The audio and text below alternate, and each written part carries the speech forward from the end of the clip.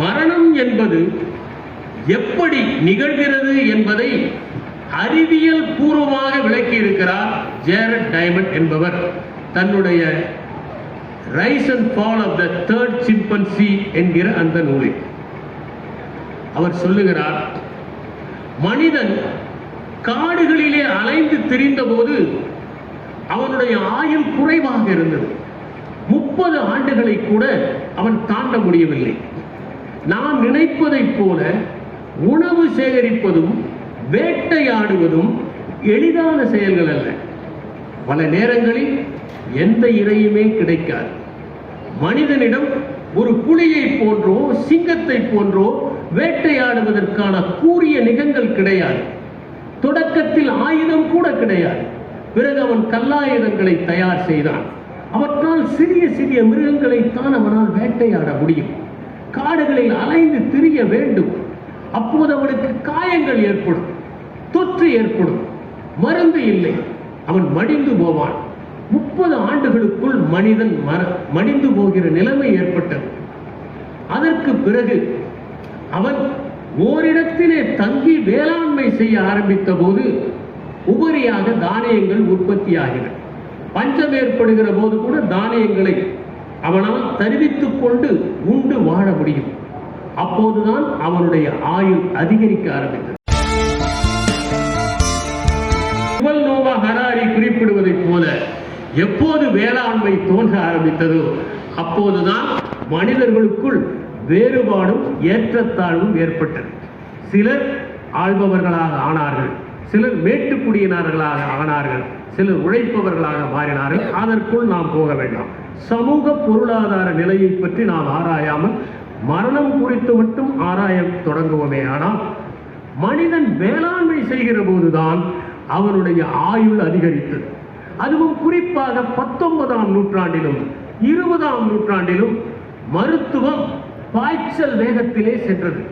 அப்போது பலவித மருந்துகள், கருவிகள் கண்டுபிடிக்கப்பட்டன. இரத்தத்தை செலுத்துகிற உத்தியை மனிதன் கண்டுபிடித்தான். பாகங்களை மாற்றுகிற நுட்பத்தை அவன் கண்டுபிடித்தான். நச்சுயிர் கொல்லிகளுக்கான மருந்து கண்டுபிடித்த போது பிறப்பு விகிதம் அதிகரித்தது, இறப்பு விகிதம் குறைந்தது. அப்போதுதான் மக்கள் தொகை அதிகமானது. அப்படி மனிதனுடைய மக்கள் தொகை அவனுடைய கண்டுபிடிப்புகளால் அதிகமானது. நம் உடம்பிலேயே பழுது பார்க்கிற ஒரு அமைப்பு இருக்கிறது. எப்படி வாகனங்கள் பழுதானால் நாம் உடனடியாக புதிதாக வாங்கியதை தூக்கி எறிய மாட்டோமோ, சரி செய்து அதை ஓட்டுவோமோ, அதை போல நம் உடம்பிலும் ஏதாவது பாகம் பழுதானால் அதை அந்த அமைப்பே சரி செய்துவிடும். உதாரணமாக ஒரு காயம் ஏற்பட்டால், ஒரு சிராய்ப்பு ஏற்பட்டால் உடனே நம்முடைய அந்த பழுது பார்க்கிற அமைப்பு அதை சரி செய்து அதை சரியாக்கிவிடும். அதை போல நம்முடைய உடம்பு எப்போதெல்லாம் சிறிது பழுதாகிறதோ அதை சரி செய்கின்ற அமைப்பு பணியாற்றிக் கொண்டே இருக்கும்.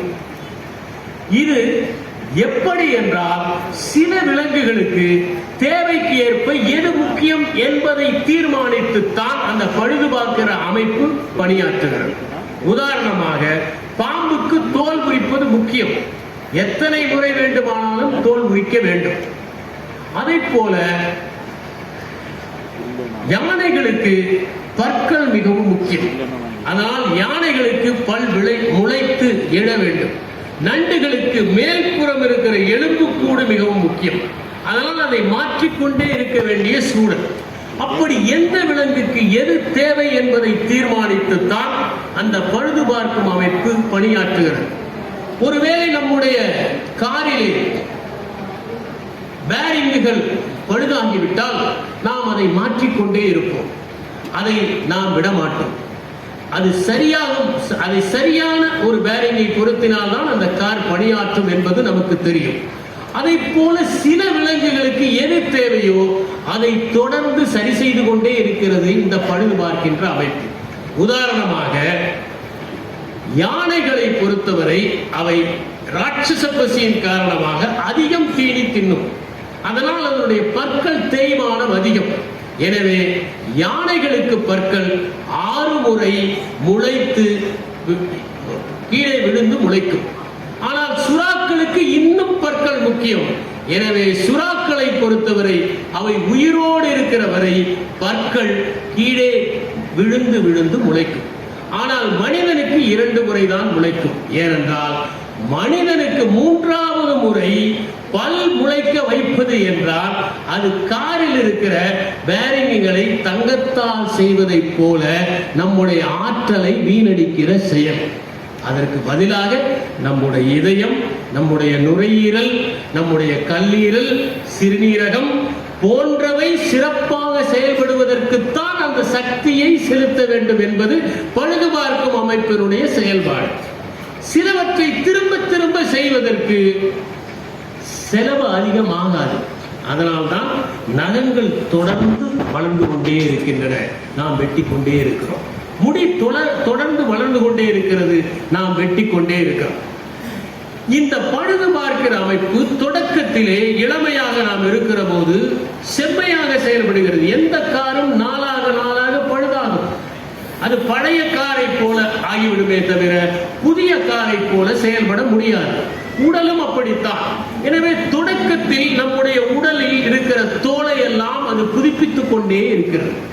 ஆனால் நாள்பட நாள்பட தோலை புதுப்பிப்பதை விட இதயத்திற்கான ஆற்றலையும், நுரையீரலுக்கான ஆற்றலையும், மூளைக்கான ஆற்றலிலும் தான் முன்னுரிமை அளிக்கப்பட வேண்டும்.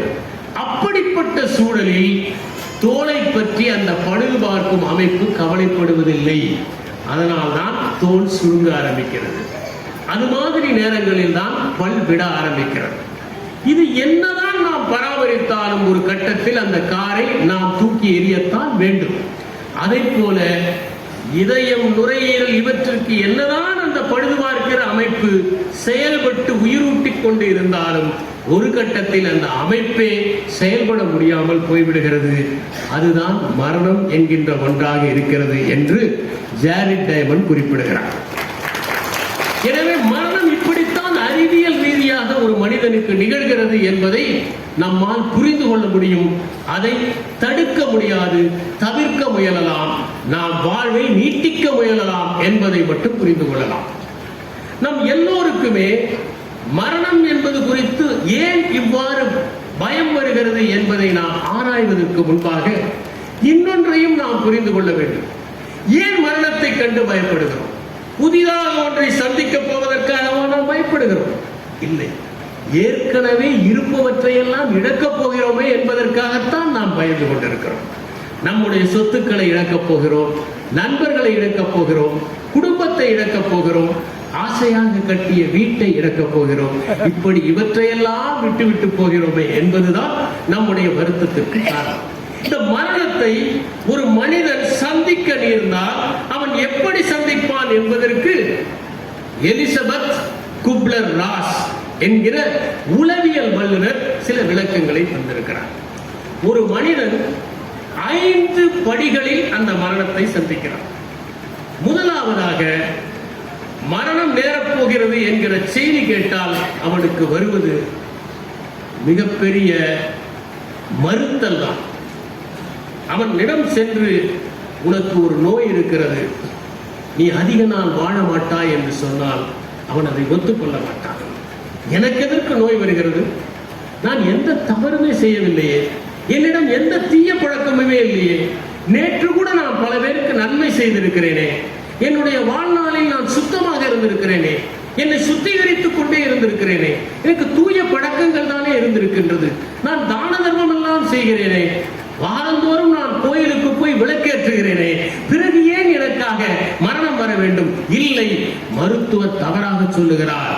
இந்த பரிசோதனை கூடத்தில் நாம் பரிசோதிக்க கூடாது, வேறொரு பரிசோதனை கூடத்தில் பரிசோதிக்கலாம் என்று அதை தள்ளி போடக்கூட செய்வார். ஏனென்றால் மரணம் நிகழப் போகிறது என்றவுடன் முதலில் ஒருவர் செய்வது மறுத்தல் தான்.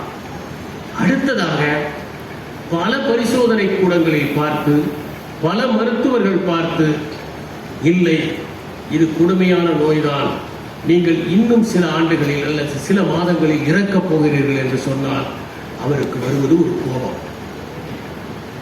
தவறு செய்கிற மற்றவனெல்லாம் அதிக ஆண்டுகள் வாழ்கிறான், எனக்கு ஏன் இப்படி ஒரு கொடுமை நேர்ந்தது என்று யாரை பார்த்தாலும் கோபப்படுவார். அவரை விட வயதானவர்களை பார்த்தால் அதிகம் கோபம் வரும். வீட்டில் இருப்பவர்கள் தான் தன்னுடைய மரணத்திற்கு காரணம் என்பதைப் போல அவர்கள் மீது எரிந்து விடுவார். சில பேர் பேசிக் கொண்டிருக்கிற போது தலையை திருப்பிக் கொள்வார்.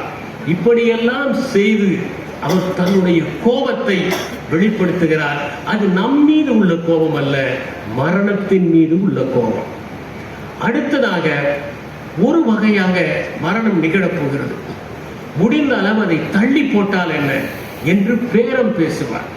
அப்போதுதான் அவர் மருத்துவர் கொடுக்கிற மருந்துகளை எல்லாம் ஒழுங்காக சாப்பிடுவார், பத்தியம் இருப்பார், வேண்டாம் என்று சொன்னவற்றை விலக்கி வைப்பார், உடற்பயிற்சி செய்வார், கோயிலுக்கு சென்று தினமும் அர்ச்சனை செய்வார், தினமும் சாமியை வேண்டிக் கொண்டே இருப்பார்.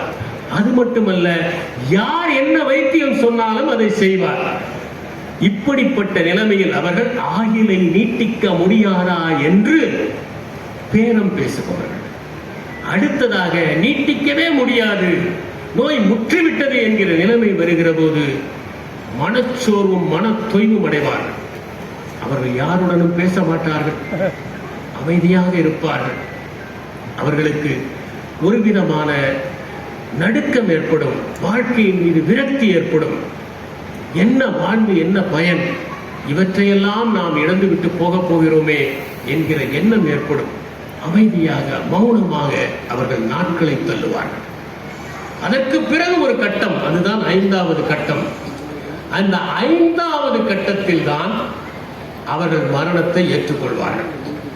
ஏற்றுக்கொண்ட பிறகு எல்லோரிடமும் மகிழ்ச்சியாக பேசுவார்கள், நிம்மதியாக இருப்பார்கள். நான் நாட்களை எண்ணிக்கொண்டிருக்கிறேன் என்று சொல்வார்கள். பிடித்த பொருட்களை எல்லாம் மற்றவர்களுக்கு பகிர்ந்து கொடுப்பார்கள். யார் வந்தாலும் அவர்களிடம் மகிழ்ச்சியாக பேசுவதோடு மட்டுமில்லாமல் வாழ்க்கையின் நிலையாமையை பற்றி எல்லாம் எடுத்துச் சொல்வார்கள்.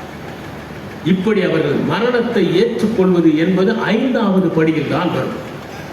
ஞானிகள் தான் முதல் கட்டத்திலேயே அந்த 5வது படிக்கு வந்து விடுகிறார்.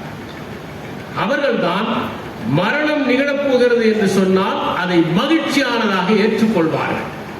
இது நிச்சயம் நிகழத்தானே போகிறது, என்றாவது ஒரு நாள் நிகழத்தானே போகிறது என்று அவர்கள் ஏற்றுக்கொள்வார்கள். சாக்ரட்டிஸ் விஷமருந்தி இறக்க வேண்டும் என்கிற நிபந்தனை விதிக்கப்பட்டு சிறையிலே அடைக்கப்பட்ட போது சாக்ரட்டிஸுடைய சீடர்கள் எல்லாம் வந்து சொன்னார்கள், தப்பிப்பதற்கான ஏற்பாடுகளை நாங்கள் செய்து விடுகிறோம், சிறை காவலர்களை எல்லாம் நாங்கள் சரி செய்து விட்டோம், நீங்கள் தப்பினால் வேறொரு நாட்டிற்கு சென்று விடலாம், மரணத்திலிருந்து வெளியே வந்து விடலாம் என்று சொன்னார்கள். சாக்ரட்டிஸ் சொன்னார், தப்பிப்பதில் எனக்கு எந்த விதமான சம்மதமும் இல்லை. ஏனென்றால் எங்கு சென்றாலும் இதைத்தான் நான் பேசுவேன், அங்கேயும் இதே மாதிரி தண்டனை தான் கிடைக்கும், எனவே இங்கேயே அந்த தண்டனையை நான் அனுபவித்து விடுகிறேன் என்று அந்த நஞ்சை அணு அணுவாக முழுமையான உள்ளுணர்வுடன் உட்கொண்டு தன்னுடைய மரணத்தை தானே சாட்சியாக பார்த்தார். அதுதான் சாக்ரட்டிஸ்.